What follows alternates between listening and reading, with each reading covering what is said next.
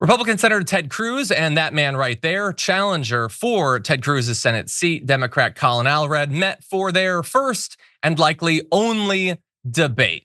I say only because politicians, I guess, just don't debate anymore. That's another norm that Donald Trump has killed. And also because I don't think it went very well for Ted Cruz, so I doubt he's going to do another. But they talked about a lot of topics, okay? Abortion came up, January 6th, immigration, inflation. And Cruz is, he's a lawyer or whatever. He's like a fine enough debater. But there was one topic that kind of in a JD Vancian way, he did not want to give a straight answer to. At one point, he was asked for the third time a particular topic about abortion. And he said to the moderator, "Why do you keep asking me that?"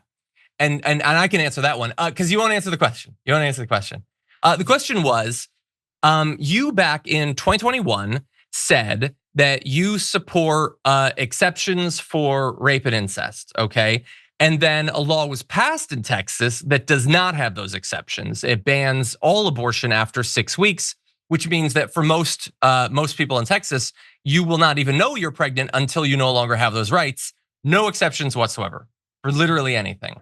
So that seems inconsistent with your preference. What do you think about that? He would not say. He would not say. He'd talk about this, he'd talk about that. He'd say, well, the great thing about America is the laws of California will be different than the laws of Texas. Oh, good point, Senator. Now about those laws in Texas, what do you think about those would be my thought. He didn't want to answer, okay? And eventually he got to like, well, it's the state legislature that does it. I don't do it. That's fine. I'm not asking you what you're gonna do to change the law. I'm just asking for your opinion on it. No, he would not answer. And I think it's not hard to figure out why. Okay, he is in a very difficult spot. The Republican Party in general is on this topic. And so he says at one point, listen, abortion is an issue that many Texans, many Americans care deeply about. And it's an issue that people of good faith can disagree. And again, yeah, but the way you disagree is by saying what you disagree with. Do you disagree with that law? Is that what you're saying? Because you're implying that disagreement is a good thing for democracy, but you're refusing to actually agree or disagree, which is weird for a person who wants to get political power. And anyway, so they point out, you did not answer the question. Why is this an issue you won't address about saying whether you support or oppose exceptions for rape and incest? And it's particularly weird because I would more understand a person like JD Vance, who has previously been very clear that they do not support those exceptions. But with Ted Cruz, he had previously been on the right side of this very narrow part of the issue. And now he's running from the one part that showed like a tiny bit of vestigial compassion. He's running from that. Now look, in Texas, about 80% of voters think that abortion should be allowed in some form, okay? And I guess technically that's what the law does. If you're lucky enough and you're really paying attention, you might have some rights or whatever. But the issue for him is, and I want your thoughts about this, Sharon, is if he comes out and seems too critical of the law, does that potentially hurt other Republicans there? Does it potentially turn off MAGA Republicans who might agree with JD Vance or Donald Trump or the Republican state legislature? They seem very worried about answering very clear yes or no things these days. What do you think?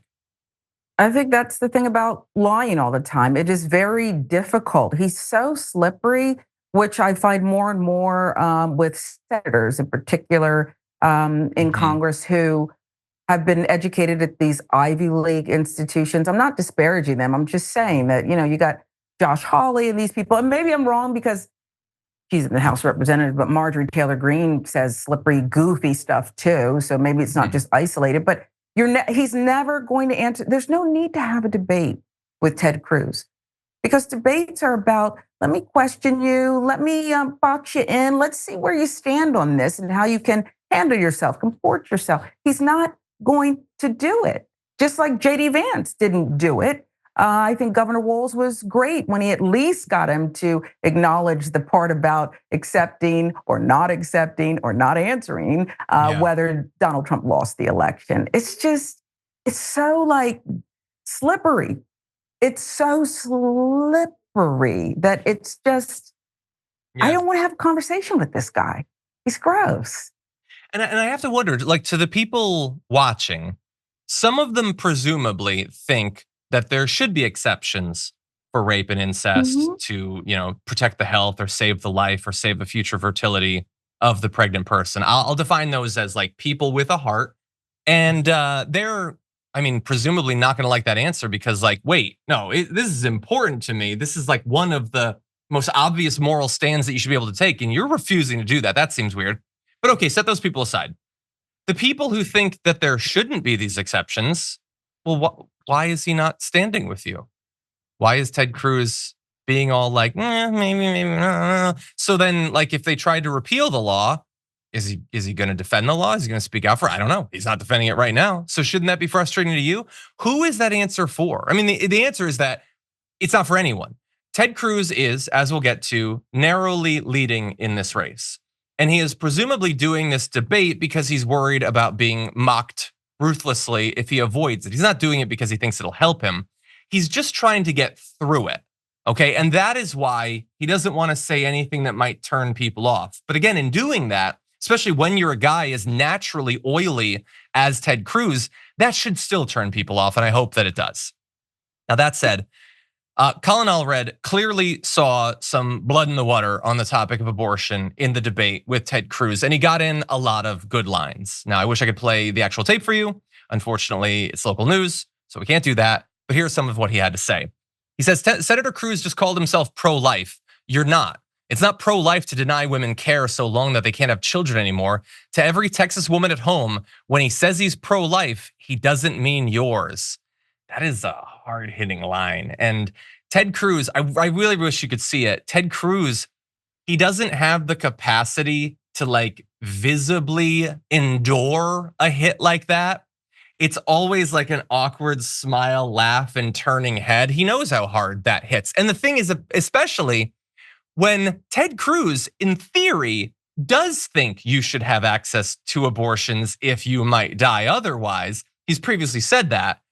But now he won't say it when he's being hit for a position that he doesn't really hold, but has to pretend to hold. I feel like that's worse, but that's the dishonest position that he's put himself in. So Colin Allred goes on. He just looked into a camera and lied to Texans. You should look into a camera and speak to Kate Cox and explain to her why you said it's perfectly reasonable, why she was forced to leave her 2 children behind and flee our state to receive care. It's a great point.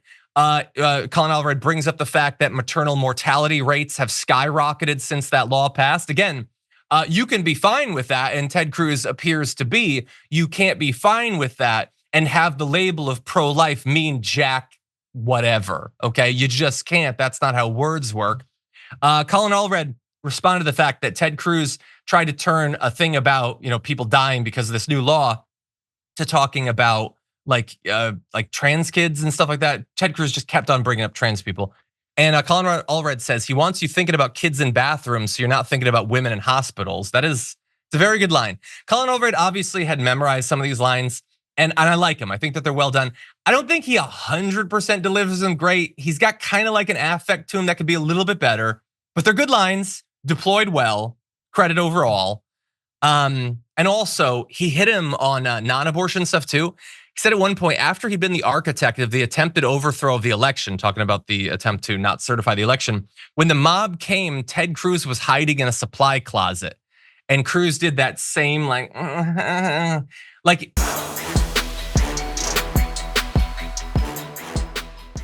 Thanks for watching our video. Did you know that you can support our show by becoming a subscriber? Just click the subscribe button and also ring the bell so that you get notifications when we're live or when we post new content.